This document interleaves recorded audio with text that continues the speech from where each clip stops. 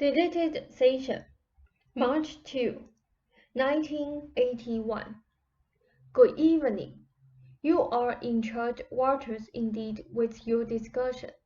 Most of the ideas that you stated were highly pertinent, applying specifically to Ruber's situation, but very touchy for him. As a child, couched in the Catholic Church, his poetry was a method of natural expression, a creative art, and also the vehicle through which he examined himself, the world as he knew it, and the beliefs of the Roman Catholic Church. His creative abilities led him beyond the precepts of that church, creatively speaking. At a fairly early age, though the actual breaking of point did not occur in fact until he was in his teens. He was fairly young then, however, when he first encountered the conflicts between creativity as such, intuitive knowledge, and other people's ideas about reality. I have mentioned this on occasion. That he felt quite different from his contemporaries. Many gifted children do, and he used various kinds of protective coloring. No matter what he was taught in Catholic school or later in the public one, his intuitions weighed to his creative capacities, led him to question established views. Poetry was not considered fact, of course. It was a kind of concealed knowledge, apparent but not apparent. Later he tried straight novels, but when he let himself go, his natural fiction fell into the form of fantasy, outside of the novel's conventions into science fiction's form, and at that time further away from the mainstream. He managed to get some of his work published, however, so that as he reached his early 30s, he had some apprenticeship under his belt. His earliest dreams were simply to be a poet. The American novelist was laid on as a more acceptable and practical framework.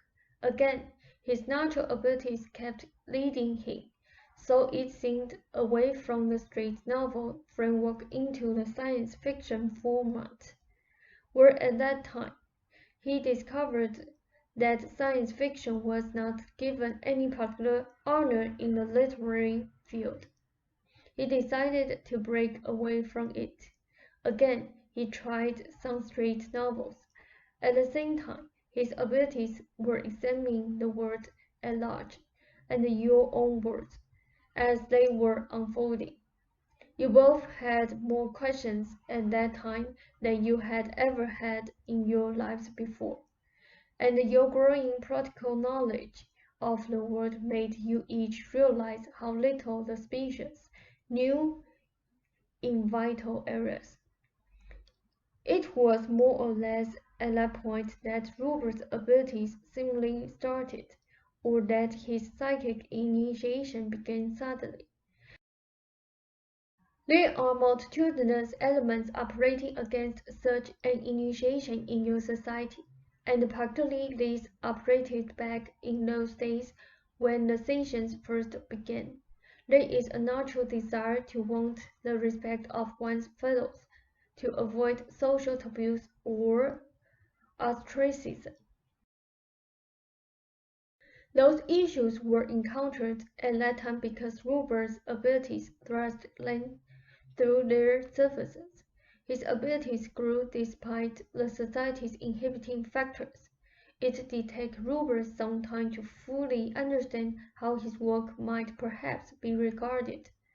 The fact that I could also write books was of the greatest benefit, of course, and no one was more surprised than Ruber to discover that I could do so. Ruber could have said, I bear no responsibility for Seth's words, since they are not mine in the usual fashion. On the other hand, while he did critically examine our material, he insisted in those terms that he must be responsible for it, in that he and everyone else must take normal responsibility in a fashion for subconscious actions or revelatory information. He could have tried to publish the material in camouflaged form through fiction, and he was far more tempted to take such a line than perhaps you realized.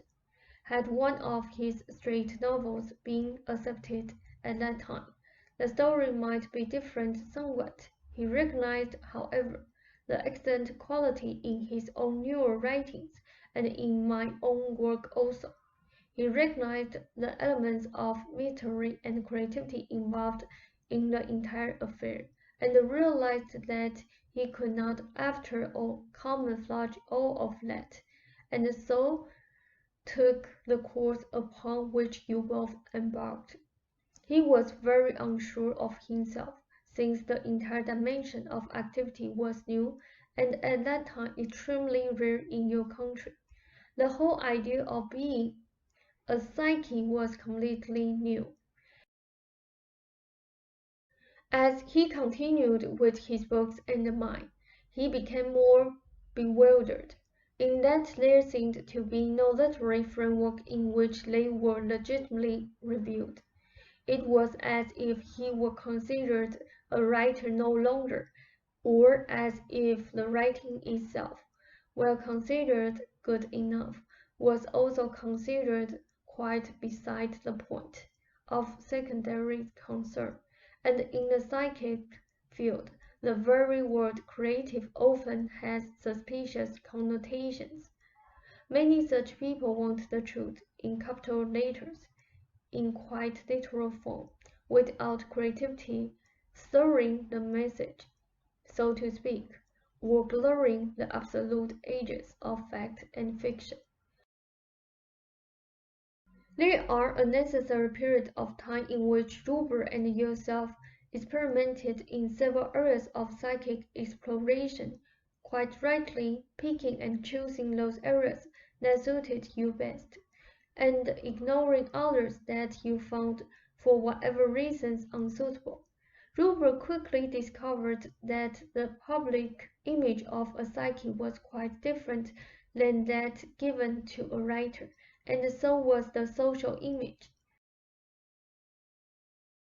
As our readership grew, as you heard from readers or from some members of the media or whatever, it seemed to Ruber that what he did best, have sessions, write his books, was not enough, that he was expected to do far more. At the same time, he was to be denied his rightful place as a writer, to defend this new position, a position moreover that seemed to change all the time, for beside my books there was Seven, Summary, and later Seasoning and James, each one flying in the face of one kind of conventional misunderstanding or another. He felt that he could hardly keep up with the spontaneous self. What was it about to do next? Now, in Mass Events and the God of Jane, he courageously went still further, letting it all hang out, as they say, a necessary part of his own growth and development. That is, he is better off for producing those two books than he would be otherwise. At the same time, however, over a period of time he began to hold back creatively, to some extent on inspiration itself, wondering where it might lead him, and this caused part of his physical difficulties.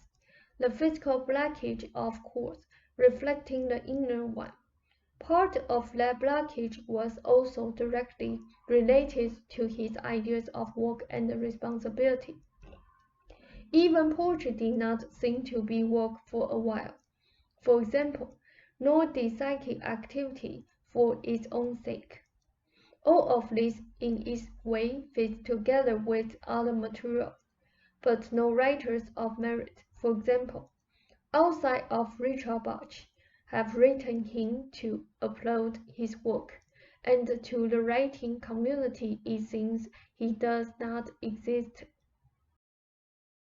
The psychic community is a hodgepodge to which he feels no natural leanings as far as its organizations or affiliations are concerned. This is because his position is unique, in that he is dealing in areas that serve as thresholds, where ordinary creativity is accelerated and goes beyond itself, where fact turns into fiction and fiction into fact. In those unknown realms from which all psychological events are formed, he wants to fly ahead theoretically, that is, to that through my books and through his own into ideas that still await, and feels somewhat angry because it seems that excellent theoretical material is overlooked by others to a large extent, while being used as a band-aid to help the current problems of the people. He has held back his inspiration, though out of confusion, wondering about experiences that cannot be put directly into beneficial use, and also out of concern again, that the spontaneous self and its intuitional insights will put him in further conflict with the world. When you want to be a landscape painter, at least you know what a landscape is. You have your brushes and colors to work with. In Ruber's case, there are no definite boundaries in certain ways to the dimensions of that creativity, no specific methods, no specific pathways, and it is for that reason that he tried to exert such balancing force. Experiment is a poor word. Excursions into the library while the two of you sit at the table, for example, would be excellent. Your joint dream episodes are always of benefit.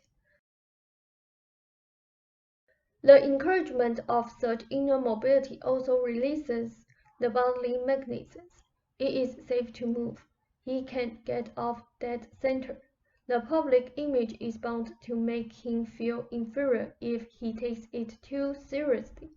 That always stimulates his idea of responsibility. It is his public image as a psychic, of course, not as a writer. That here is the issue. In a fashion, we are devouring source materials for each person to interpret and enjoy. It may serve as the source material for several different kinds of disciplines, or schools, or whatever. It will serve to inspire others, but each person is responsible for his or her own life.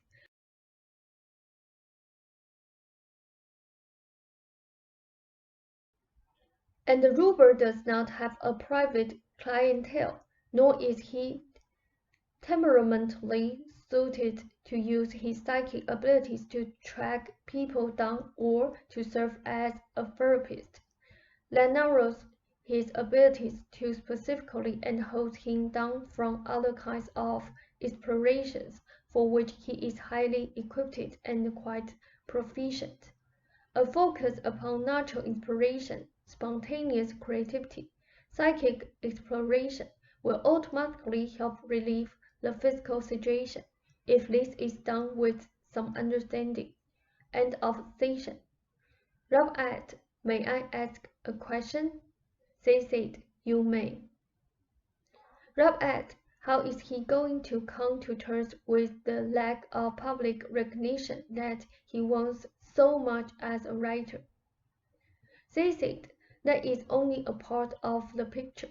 He was not partly thinking of any great fame to begin with, but the just enough recognition. Ralph said, that's what I mean. They said, of work well done. That recognition in a fashion comes from several fronts, from people in all walks of life, from professors, members of different professions rather than specifically from other writers, and in time that situation itself will improve. It is the public image as he thinks he has as a psychic that bothers him more than the one he feels is lacking as a writer. The psychic public image is a composite, of course, composed in your mind largely from your correspondence, and in that regard, you both often exaggerate certain elements over others, concentrate upon certain kinds of mail. That issue can be understood with some help from me and your own common sense.